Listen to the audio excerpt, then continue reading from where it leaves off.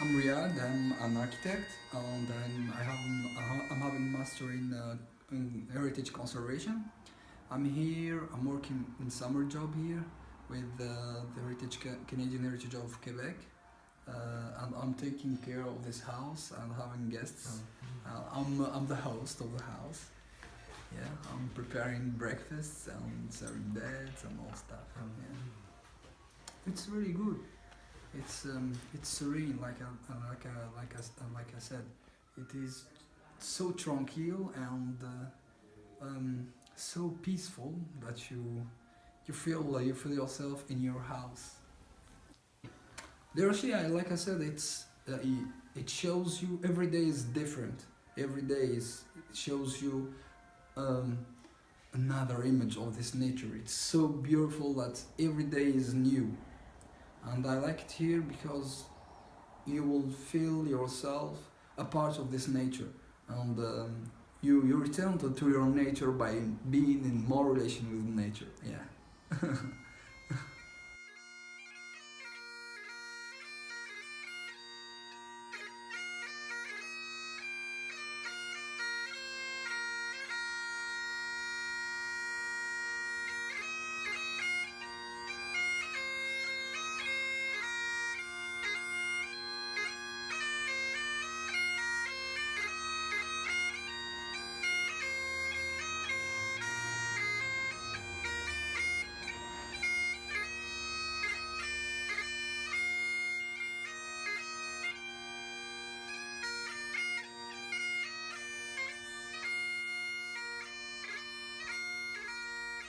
Mon séjour au gîte Les Rochers est une parmi les expériences les plus marquantes que j'ai jamais vécues.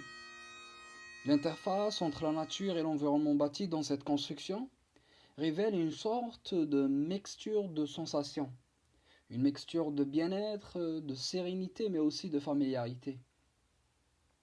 Et personnellement, je trouve que cette mixture spontanée surgit surtout par les formes des différentes parties du bâtiment, par les odeurs existantes sur le lieu, par les textures et les couleurs choisies pour construire ce bâtiment, mais aussi par le son et même par la qualité de la lumière présente sur les lieux.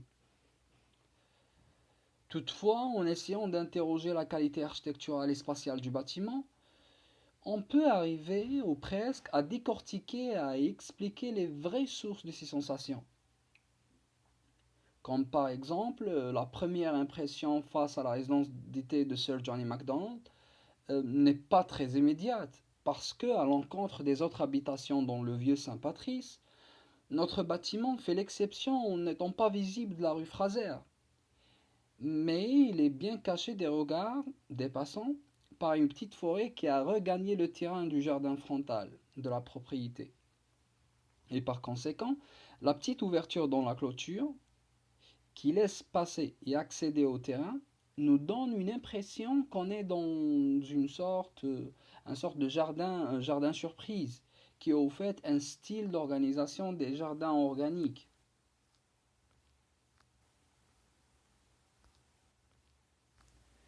En effet, entre les arbres, on aperçoit une première construction posée sur une roche, et il s'agit bien de l'aile est de la maison. Ici, au fait, une modeste maison de ferme avec un toit à deux versants. Ce toit même se longe sur le porche de la maison pour former ce qu'on appelle une toiture de style québécois. Et dans un geste tardif, on remarque un ajout d'une lucarne à deux versants. Mais si on veut parler de l'émotion, dès qu'on aperçoit cette partie de la maison, on ressent une sensation immédiate de sobriété.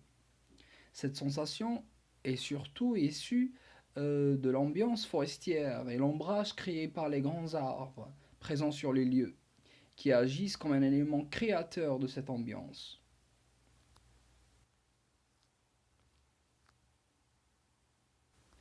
Plus on avance dans le jardin frontal de la maison, on découvre la deuxième partie de la maison qui est l'aile ouest. Elle est attachée à la première aile.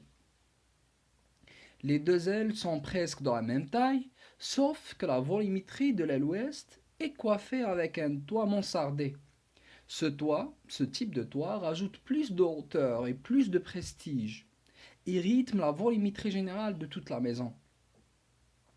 L'aile ouest, de sa part, a une forte capacité de faire éveiller de fortes émotions d'éblouissement chez l'observateur. Pourquoi on dit ça?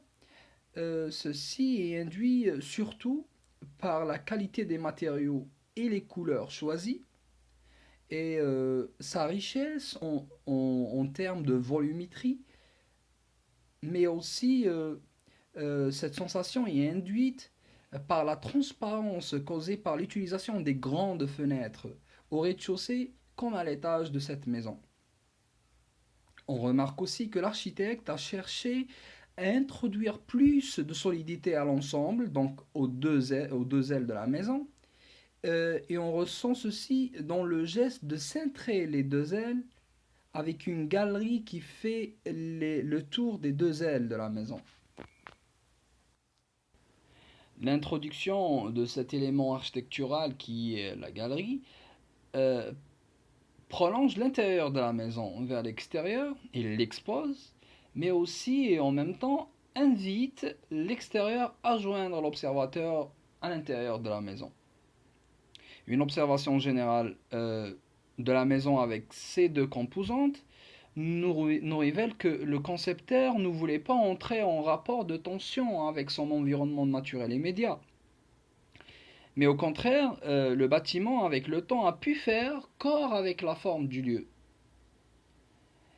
Ceci est très visible dans le choix des matériaux et de leurs couleurs. Donc, on a le bois peint en blanc pâle et la noirceur du bar de cèdre de la toiture. Et je crois que ce choix de matérialité est en harmonie et s'accorde très bien avec la nature du lieu. Et ceci donne donc un meilleur vieillissement à la maison dans son paysage.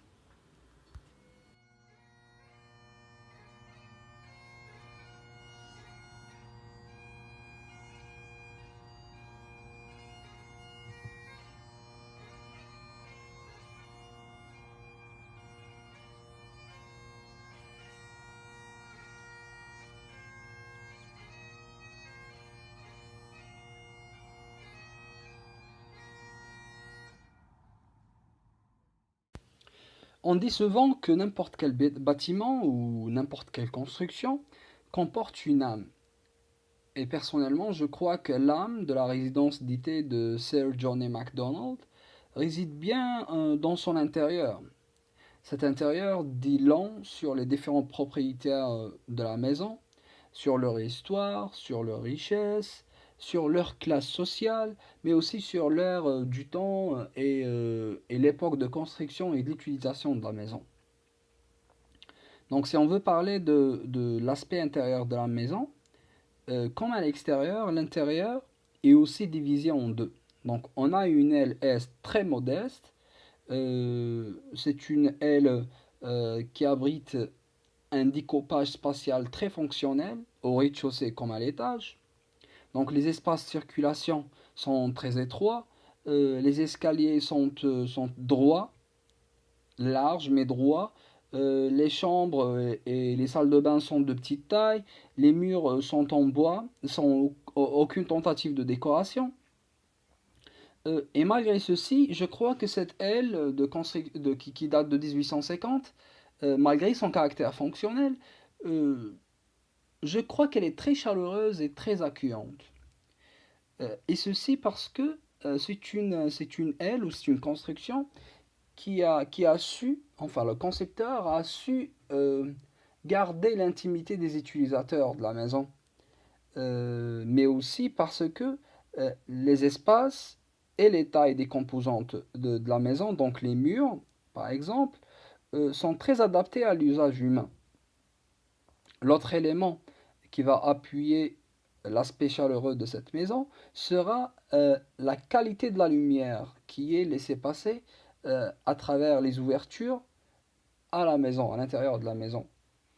Et ceci, je crois que les ouvertures, donc la conception des ouvertures, leur largeur, leur emplacement, sont très très bien adaptés pour laisser passer la bonne quantité de lumière à l'utilisateur à l'intérieur, donc au résident, sans pour autant nuire à l'intimité de ces individus.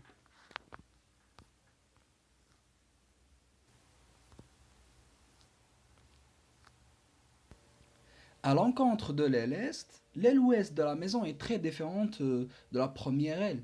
Euh, c'est une aile qui n'est pas modeste, et c'est une construction qui est faite pour montrer le prestige et la classe sociale et refléter la classe sociale de ses propriétaires. Et je crois que c'est une aile qui est remplie de symbolisme et enveloppe plusieurs histoires dans chacun de ces détails. Tout à fait, après quelques pas à l'intérieur de la maison, on voit la franche volonté d'avoir une construction prestigieuse. Et ceci est visible par déjà le marquage de son entrée. Elle a une entrée très large qui est marquée par un seuil, mais aussi les espaces de circulation à l'intérieur de cette aile sont très larges.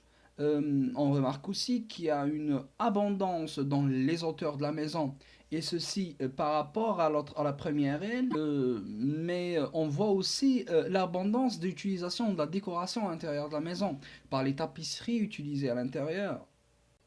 Donc on sent une grande volonté d'en faire de cette aile un endroit où Sir Johnny MacDonald devait recevoir ses invités de haute classe sociale, et ceci a incité le concepteur de la maison à utiliser des techniques qui sont beaucoup moins adaptées dans les résidences d'été. Donc c'est des techniques ou des éléments architecturaux qu'on voit beaucoup plus dans des maisons de ville, telles que l'utilisation donc des escaliers à quart tournant qui est construit en bois, mais aussi l'application de la tapisserie presque dans toute la maison, mais aussi de faire varier cette tapisserie d'une chambre ou d'une pièce à une autre.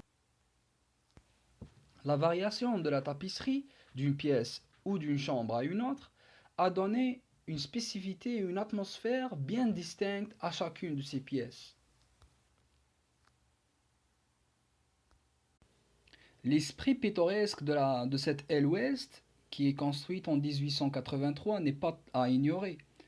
Il est toujours confirmé par les différents éléments architecturaux de la maison. Donc, on a en premier la grandeur des fenêtres et leur hauteur très basse. Ceci donne aux utilisateurs de la maison un large angle de vue sur le fleuve et sur l'environnement naturel aux alentours. Et on voit que cette intention est augmentée aussi dans la conception du porche. Donc, on a la rampe n'est pas très haute. Ceci dégage aussi un large angle de vue de l'observateur de l'intérieur de la maison. Concernant l'aile ouest, euh, je crois qu'elle accepte très bien son vieillissement. Elle accepte très bien du passage des différents propriétaires à travers sa composition architecturale, mais aussi à travers la connexion des meubles de l'époque. Donc tous ces éléments confirment le sentiment d'émerveillement qu'on a à l'intérieur de cette maison comme à son extérieur. Donc on est émerveillé par la beauté du lieu, par la richesse en histoire, par le profond esprit de la maison, et ceci euh, relève à la fin de la visite autant de plaisir visuel et de souvenirs qu'une satisfaction intellectuelle.